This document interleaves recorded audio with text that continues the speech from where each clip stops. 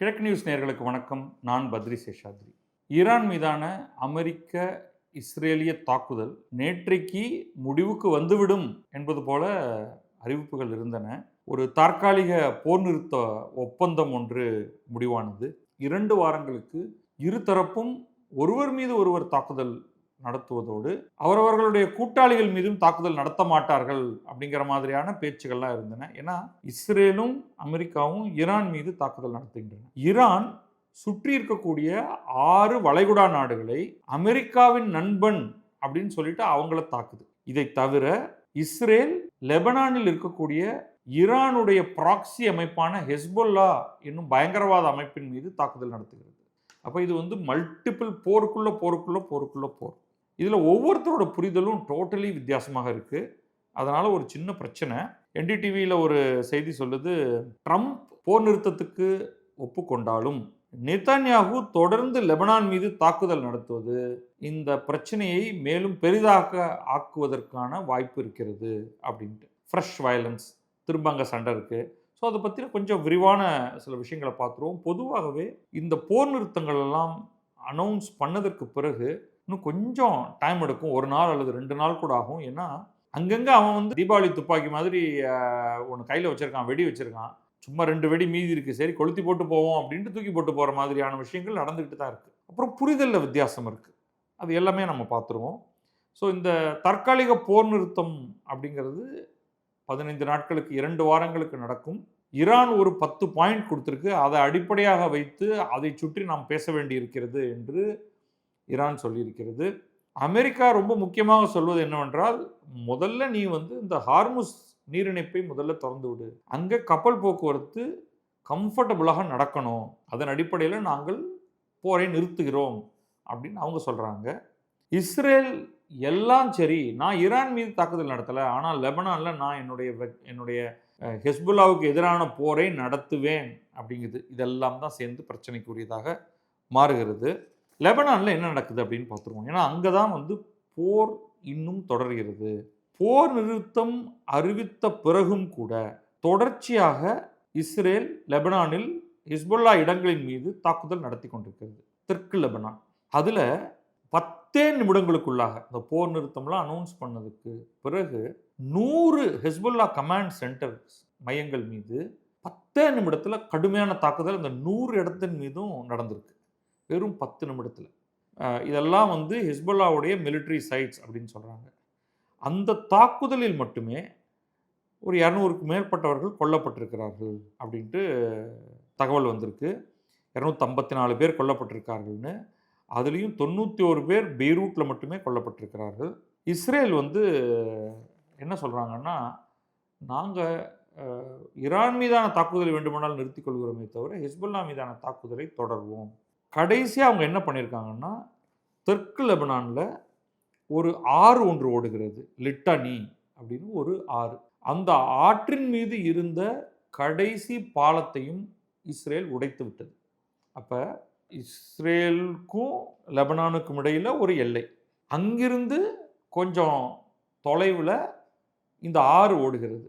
இந்த ஆற்றுக்கும் எல்லைக்கும் இடையே இனி யாருமே வர முடியாது. ஏன்னா பாலத்தை உடைச்சாச்சு. சிவிலியன்ஸ் யாரும் இங்கே வர முடியாது. அங்கே இருக்கக்கூடிய மக்கள் அனைவருமே வடக்கு நோக்கி துரத்தப்பட்டிருக்கிறார்கள்.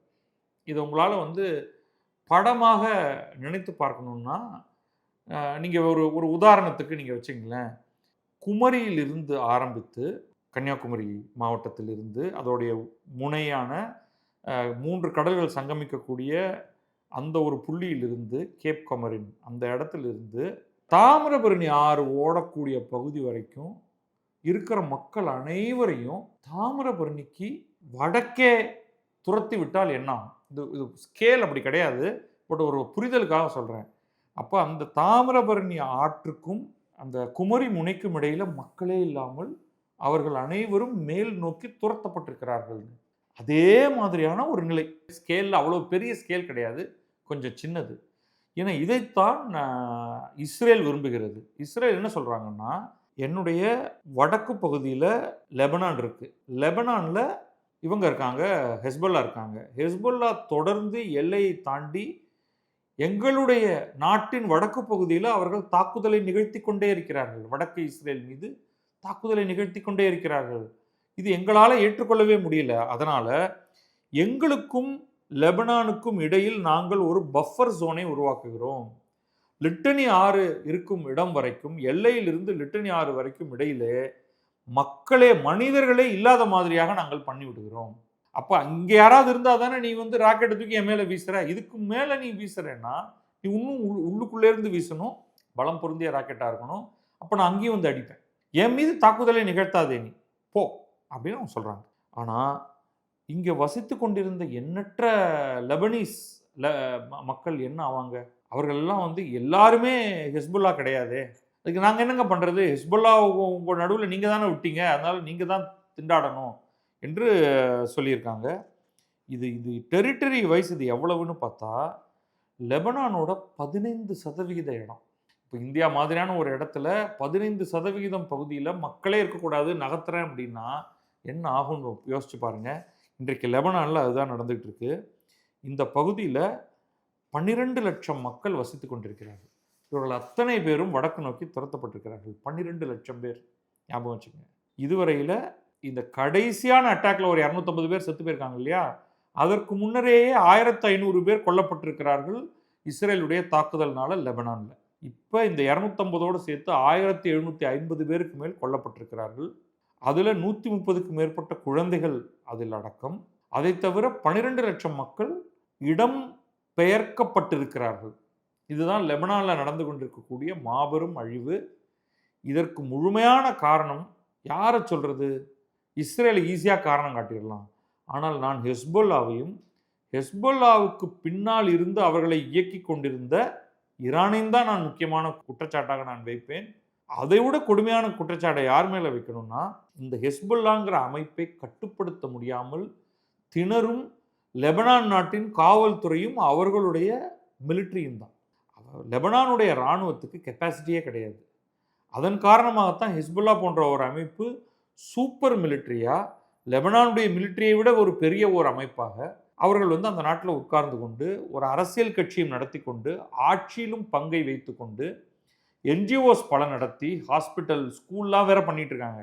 ஒரு பக்கம் அதெல்லாம் நடந்துகிட்டு இருக்கு, இன்னொரு பக்கம் ஆட்சியில் பங்கெடுத்துட்டு இருக்காங்க, இன்னொரு பக்கம் பயங்கரவாத இயக்கமாகவும் இருக்காங்க. அதனால அவங்க வந்து அப்படியே நாட்டில் எல்லா இடத்துலையும் ஊடுருவி இருக்காங்க. அவர்களை வேரோடு பிடுங்குகிறேன் அப்படின்னு இஸ்ரேல் களமிறங்கியிருக்கு. இந்த காம்ப்ளெக்சிட்டியை நீங்கள் புரிஞ்சுக்கிட்டாதான் இந்த ட்ரூஸ், இந்த தற்காலிக போர் நிறுத்தம் என்பது சாத்தியமா அப்படிங்கிறதே நம்ம பார்க்கணும். இப்போ அமெரிக்க தரப்பு என்ன சொல்லுது அப்படின்னா, அவங்க வந்து இப்பொழுதைக்கு போர் நிறுத்தம் வந்தால் போதும். ஏன்னா அவங்க நாட்டில் கச்சா எண்ணெயோடைய விலை கண்ணா பின்னான்னு ஏறி போய் பெட்ரோல் பங்க்கில் போய் பெட்ரோல் ரொப்ப போனீங்கன்னா அதோடைய காஸ்ட் கண்ட மாதிரி இருக்குது. அதை குறைச்சே ஆகணும். ஸ்டாக் மார்க்கெட் கீழே விழுந்துக்கிட்டே இருக்கிறத தடுத்தே ஆகணும். அப்புறம் இது யாருடைய போர், எதுக்காக இந்த போரில் போய் நம்ம ஈடுபட்டு இருக்கோம்னு அங்கே இருக்கிற மக்கள், அமெரிக்க மக்களுக்கு பயங்கரமான கோபம் உள்ளூர இருக்குது. அப்படிங்கிறதுனால ஏதோ ஒரு ஆப்ஷன் வந்துதா, பாகிஸ்தான் ஏதோ ட்வீட் போட்டாங்க, உடனே ஓகே நான் அக்செப்ட் பண்ணுறேன் அப்படின்னு சொல்லிடுச்சு அமெரிக்கா. ஆனால் இஸ்ரேலுக்கு இதில் ஒரு பெரிய ஸ்டேக் இருக்குது.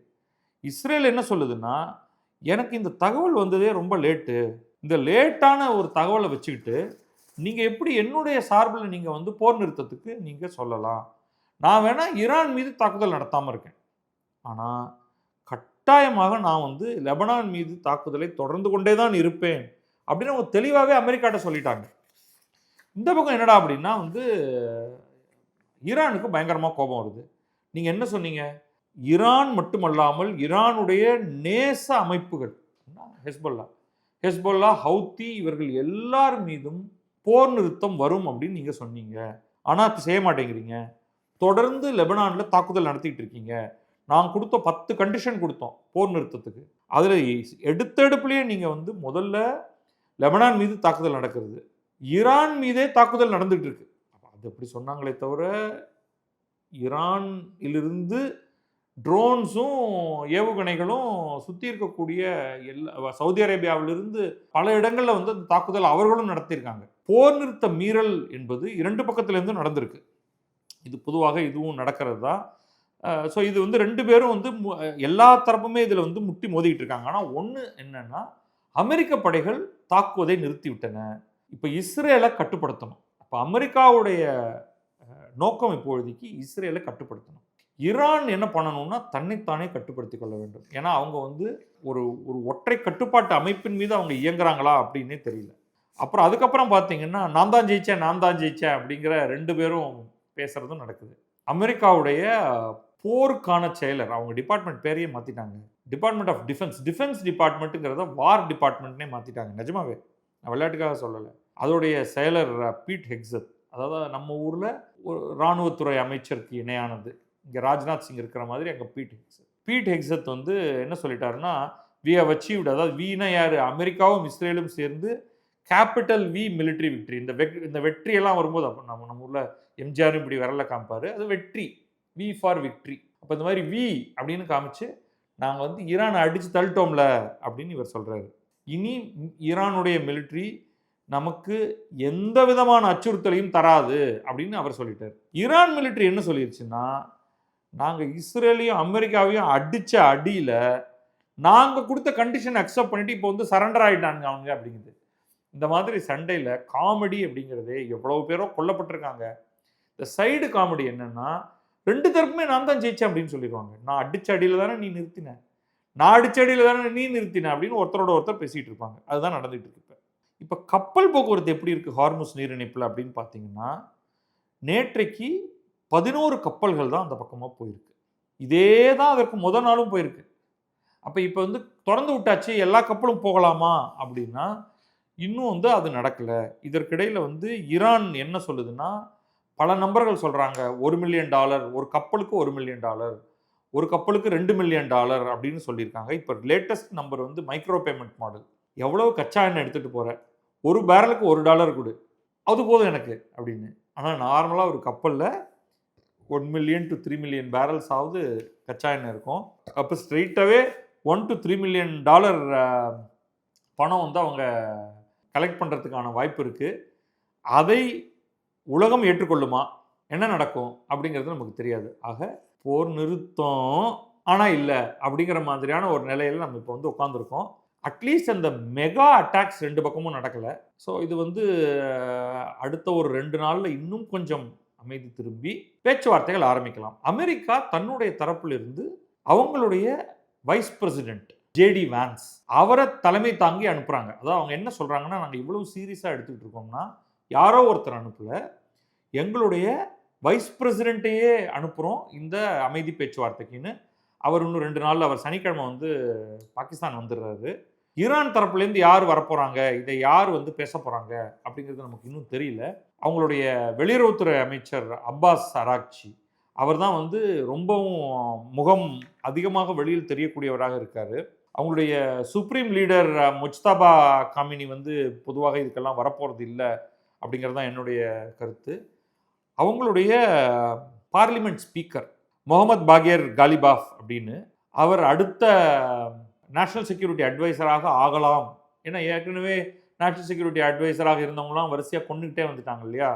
ஸோ அவர் அடுத்த நேஷனல் செக்யூரிட்டி அட்வைசராக ஆகலாம் ஈரானுக்கு என்று சொல்லப்படுகிறது. இதர் அவராக இருக்கலாம் அல்லது அப்பாஸ் அராக்சியாக இருக்கலாம் அல்லது 2 பேருமே கூட வரலாம். ஏன்னா இவங்க தான் வந்து இன்றைக்கு அறியப்பட்ட முகமாக, அந்த ஆட்சியோடைய அறியப்பட்ட முகமாக இருக்கிறார்கள். ஸோ இவங்க வந்து பேச ஆரம்பித்து ஒருத்தர் திட்டிட்டு, ஏன்னா சாதாரணமாக பேச போகிறதில்ல, ஏன்னா அவங்களுக்கு இடையே உள்ள அந்த அனிமாசிட்டிங்கிறது அவ்வளவு. இந்த பேச்சுவார்த்தைகளில் இஸ்ரேல் நேரடியாக ஈடுபடாதுங்கிற மாதிரி தான் தெரியுது. ஏன்னா இஸ்ரேல் பாகிஸ்தானுக்கு போகவே முடியாது. இஸ்ரேலுக்கும் பாகிஸ்தானுக்கும் இடையில் எந்த விதமான டிப்ளமேட்டிக் உறவும் கிடையாது. அவங்க போகவும் மாட்டாங்க. ஸோ அமெரிக்காவுக்கும் ஈரானுக்கும் மட்டும்தான் பேச்சுவார்த்தை. ஆனால் பாதிக்கப்பட்டவர்கள், இன்வால்வ் ஆனவர்கள் அப்படின்னு பார்த்தீங்கன்னா அதில் இஸ்ரேல் இருக்குது, லெபனான் ஒரு விதத்தில் வந்துடுது, 6 கல்ஃப் நாடுகள் இருக்குது.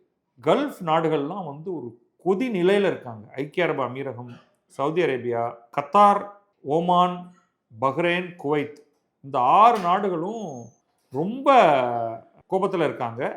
ஸோ அதுவும் நம்ம பார்க்கணும். அவங்களுடைய தரப்புன்னு ஒன்று இருக்குது. பட் அவங்களோட தரப்பை அமெரிக்கா எடுத்து ஒழுங்காக பேசுமா அப்படிங்கிறதும் தெரியல. பார்ப்போம் இது எப்படி அடுத்தடுத்த கட்டங்களுக்கு எப்படி போகிறது என்பதை நம்ம வந்து தொடர்ந்து கண்காணித்து உங்கள்கிட்ட அதை பற்றி பேசிக்கிட்டே இருப்போம். நன்றி, வணக்கம். நான் பத்ரி சேஷாத்ரி. இது கிழக்கு நியூஸ்.